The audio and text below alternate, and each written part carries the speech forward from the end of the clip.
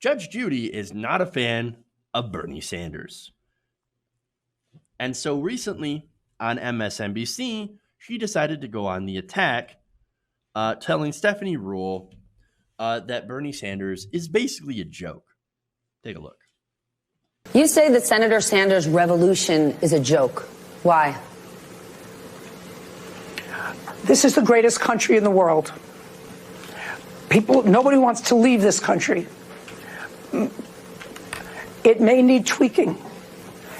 America is a land of opportunity. It's a place where you can have big dreams, where you can be the hero of your own story, where you can look to realize that American dream. I did. I know Mike Bloomberg did. Senator Sanders' revolution is not what this country needs. It's a revolution that, A, is a joke because it's fiscally impossible, and B, wherever it's been tried on a large scale, it's failed. I mean, if you look at socialism, when I looked at the definition, right next to it was a map of Venezuela, and you know how successful it was there. Venezuela. Anybody at home? Time to drink. Man, I mean, you know, it's fiscally impossible, and it's an absolute joke. And by the way, socialism, Venezuela. 100% boomer energy right there. I mean, come on. Come on. No, here's the thing. It's so fiscally impossible that only every single country in the developed world has decided that they could figure this whole thing out.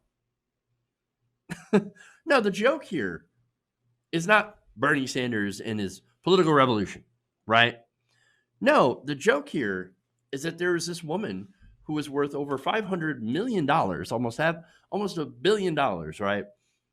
And she is going on TV and crying about the possibility of paying a little bit more in taxes. By the way, that's why she endorsed Michael Bloomberg. Bloomberg is an authoritarian, right? But he wants to stop as well Bernie Sanders from enacting actual policy to help the American people. So it's kind of natural that Bloomberg and Judge Judy both don't want to pay more taxes, decide, you know what, I'm going to come out. And she explains in the interview, I came out of she called it closet, but then came out behind the curtain to say, that's why I feel so strongly to go and support Michael Bloomberg because we had to stop Bernie Sanders. In fact, she also previously said that she would fight to the death against Bernie Sanders. Oh, come on. So now she is going to continue talking about that in this next video. Young people may get excited about the word revolution. Young people always want a revolution. Then they grow up. So it's really a joke to think that you can fool the American public when you've been in Congress for as many years as Bernie Sanders has been in Congress, who I think had either 3 or 4 bills passed in the 30 years that he's been in Congress, and 2 of them were to name post offices. To think that this is a man who can create a revolution, a peaceful revolution in this country, and bring everyone together. Man, so out of touch. So absolutely out of touch. Oh, man, you see young people want a revolution, then they grow up. You young people who want health care, they grow up. Yeah, people who are drowning in student loan debt, who pay and pay and pay, and still most of what they're paying is interest. Grow up. Yeah, revolution. No, that's stupid. You're stupid. That's what she's saying. I mean, you're never gonna have these, healthcare, good healthcare. Oh no, every other country can do it, but we can't do it here. It's fiscally impossible. I mean, she is just rubbing it in your face.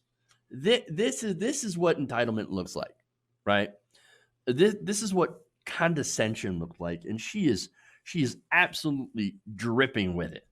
Okay, so now I want to address actually the part about where she goes after Bernie Sanders for he didn't get anything done. I mean, he's expecting to lead a revolution when he's named a couple of post offices. I mean, his record is terrible, and so yeah, he can't do anything anyway. Oh yeah, well, let's go to somebody who has seen Bernie Sanders in action, and this is former Labor Secretary Robert Reich, who was answering some questions about Bernie Sanders' effectiveness. Take a look. What do you say in response to Barney Frank saying that Bernie was ineffective in Congress? Well, actually, I was there. I mean, I was Secretary of Labor through some of these years. I saw how effective Bernie actually was. He was tenacious. He kept on getting changes, amendments, and very large pieces of legislation. His name was often not on those pieces of legislation. He did not have and does not have a huge ego. So he didn't hold out for his name to be highly placed on a piece of legislation. But he did hold out for amendments and for changes that almost in every case, in fact, virtually in every case, helped working people and helped the poor. And I saw it again and again and again. He was an effective legislator. In fact, one of the most effective legislators, because the more you work behind the scenes and don't try to push yourself out there and don't try to get the limelight, the more effective you can be. Which ironically invites the complaint from some people that he was ineffective because he was not in the limelight. I absolutely love that answer because it's true. That shows exactly who Bernie Sanders is. I don't care if you put my name on this. No, I just want to get things done. I just want to help the American people. And there it is. I mean, you heard it. Tenacious, works behind the scenes, is enormously effective, does not have an ego. I know. And one of the establishment tricks is say, oh, look at this guy's ego. I mean, I can't believe he's running a primary in order to become president. Oh, what an egomaniac. Oh. But he doesn't actually care about having his name be on a bill. And that's why he doesn't have his name on a lot of bills that passed and were successful. And he's like, look, if my name being on it makes it so that it doesn't pass, then I don't want my name on it. And that is an effective way of doing things. And so he is also right, Robert is, that does lead to the very same criticism, which is ironic. The very thing that makes him so effective is used against him by bad faith actors. These people are intentionally malicious towards him and don't care about facts. And look, one of those people, by the way, is now Elizabeth Warren, who's using that same kind of attack against Bernie Sanders. Now, Sanders responds to that criticism from Elizabeth Warren by saying, hey, look, I passed the most significant veterans bill of recent history. I helped pass that. Put $11 billion into community health centers for the Affordable Care Act. And I also worked with the Republicans to help the U.S. end its involvement in the war in Yemen using the War Powers Act. That is something that he'd just done recently. He also said that his calls for free college had helped states put forward free college proposals. And so by shifting that conversation, now that has been put into legislative action because it turns out that these calls for, publicly funded university is actually super popular. And so states like, I believe it was Tennessee, have just started doing their own free college program. And so, look, he's got not only that, but he's pressured Amazon into helping to raise wages for factory workers, and warehouse workers. And so he's done that stuff. He has changed that conversation. And so she is absolutely wrong, Judge Judy is. And so is Elizabeth Warren, and so is Mike Bloomberg. But here's the thing. They know they're wrong.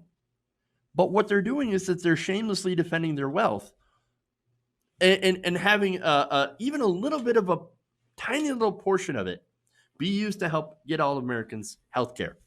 It's pretty sick considering how 68,000 people a year, according to a new Lancet study, die because they can't afford health care. And this is all while Judge Judy and Michael Bloomberg sit on a mountain of cash like they're freaking Smaug from The Hobbit. I mean, seriously. And they tell us from on that mountain, oh, it's not possible. Oh, no, you can't possibly get that.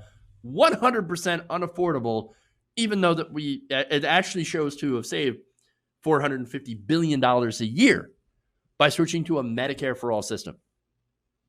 I mean, it's gross. It's sick. The only joke here is thinking that a racist, sexist billionaire with zero charisma, like Michael Bloomberg, could possibly win the presidency. Scheindlin is delusional.